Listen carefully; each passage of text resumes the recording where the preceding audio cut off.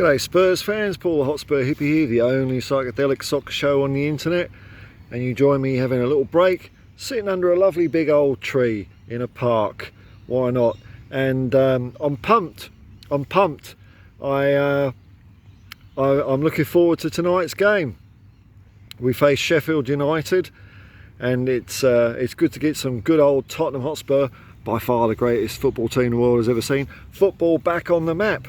It will take us away from our turmoil, because there's lots of, there's bits of turmoil going on. People are still not happy about the Carabao Cup.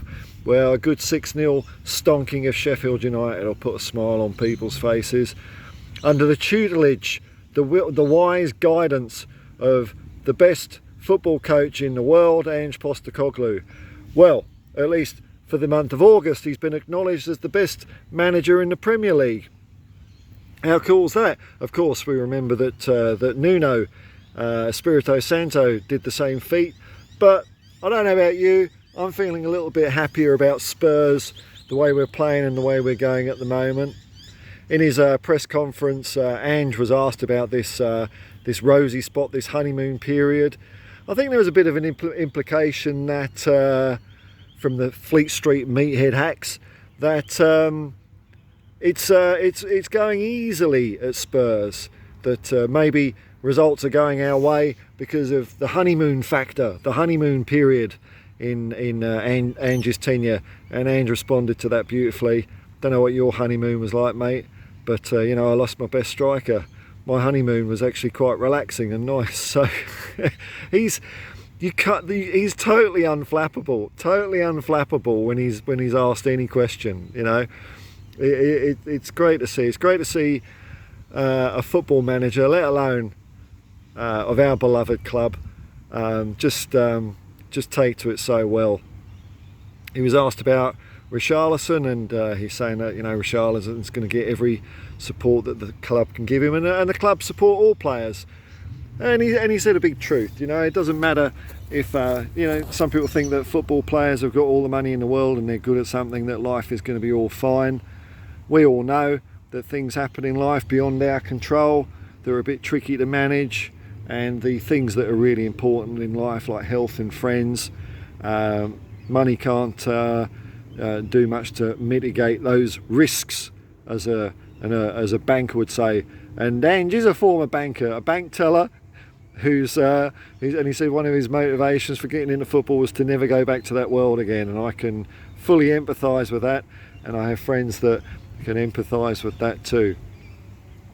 Now, something that I didn't hear the Fleet Street meathead hacks pick up on, because they probably haven't done their research, or maybe it's because their microphones are very quiet, and maybe they did mention it and I couldn't hear it. So apologies to you, you fine upstanding citizens of the press.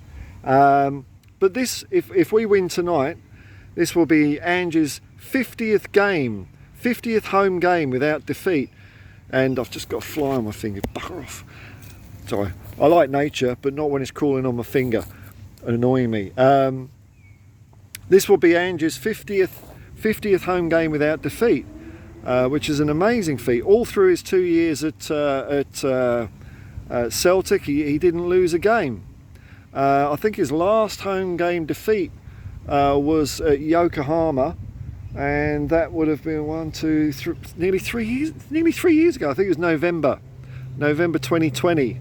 So for all you statistically minded people, you'd all be saying, well, if he hasn't lost since November 2020, then he must win tonight. But we all know that football is a funny old game, and it doesn't quite work like that. So I'm looking forward to this game. It'll be nice to see another home game. I'm really enjoying hearing the White Hart Lane faithful sing up the Spurs. Unfortunately, games are a bit late at night tonight. Tonight's game is at midnight, which is Sunday. Pedants in the chat, it's midnight is Sunday, because that's when the new day starts. God, people don't have to pick me up on things, but I was right this time. I'm not always right, I'm often wrong. But it's midnight tonight, so it's not really conducive to me having the volume whacked up on full. But I'll probably, hopefully, if we win 6-0, because that's my tip for tonight, 6-0, You might smile. I think I said 6-0 against Burnley. It's going to happen. We're going to have a 6-0 this season sometime, you know. And I think tonight's going to be the night. Sheffield United have got off to a real rocky start. It'd be a little bit of payback, tiny bit of payback for the FA Cup exit. I don't really see it that way because we deserved to lose. It wasn't like we were hard done by. We didn't approach the game in the right way, and that's what happens in football when you get a little bit full of yourself, a little bit big-headed. And I've forgotten that Ange mentioned something like this in his press conference. He's very good at talking about the players just to keep them level. So he'll praise players, but he'll also be at pains to say that there is no fixed first 11 at Tottenham. And that's really good to hear, because we've had managers that have had favourites in the past. I mean, our most recent, Ryan Mason, maybe had some favourites. Although, in Ryan Mason's favour, I think he did do a better job than Stellini. So that's something. Well done, Ryan. But he doesn't have favourites. I've heard Ange talk before about this idea of being comfortable. He doesn't want people to be comfortable, because when you're comfortable you get complacent, and that's the challenge he's got at the moment, where, you know, we've gone off to a flying start, and it would be shit. Oh, it's just a minor bird. Tell me if you see a crocodile, won't you? When you have a good run or a good spell of games, there is a temptation there maybe to take the foot off the gas, and Ange won't let that happen. So I think I said this on a stream or a video. I can't recall a time when Ange has taken over. Once he gets the team going, which in the press conference he was saying probably you know, it's going to be the rest of the season, which is fair enough, because he's looking at building something solid that can get a sustainable success, and as he said the other day, win something every year, not just the Carabao Cup because we're all desperate because we haven't won anything, but he's doing it his way, man. I'm fully behind him. I don't think he's making any mistakes so far, or nothing that I could have done better, that's for sure. Look at me, I'm just some hippie sitting under a tree, but it's beautiful day. Sustainable success, that's what Ange is all about. He talked about times where he had rough starts at the beginning of his managerial career, and I think he's right that people, even when he has rough starts, they still see something. Now, we're very, very, very fortunate at Tottenham that Ange is getting his way, and as he said, he's a very humble guy. When he was talking about the Premier League Manager of the Month, that he does well to pass credit on, so he keeps people level. But he doesn't take it all the cherry pie for himself. He passes it down the line, and he's right.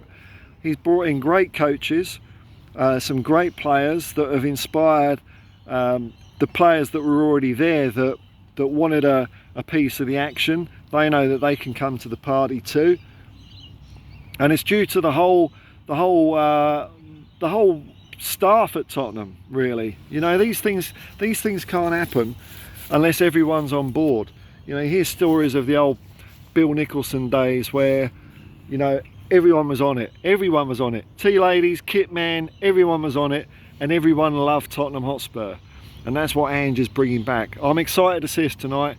I'm feeling like a teenager again watching Tottenham. I'm so excited for tonight's match. Win, lose or draw, you know. Football, you never get everything your way in football.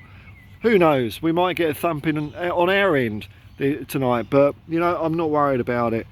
Ange is building for the long term, man. So I'm looking forward to tonight. Tonight I'm going to be on a couple of other streams. I'm going to be on Irish Hotspur for their build-up, and maybe We Are Tottenham TV. I haven't sent Ben a text, I forgot, so I better let him know. Sorry, Ben. So I think Irish Hotspur usually starts at about 3 hours before kickoff. And it's a lot of fun chatting with David and Jack and whoever else they've got there. It always gets my juices flowing for a bit of football action. And then We Are Tottenham TV about an hour and a half before kickoff, I believe that usually starts. So hopefully I'll see you cool cats then, and let's hope we have a good night. Hey, peace and love, man, and come on you Spurs.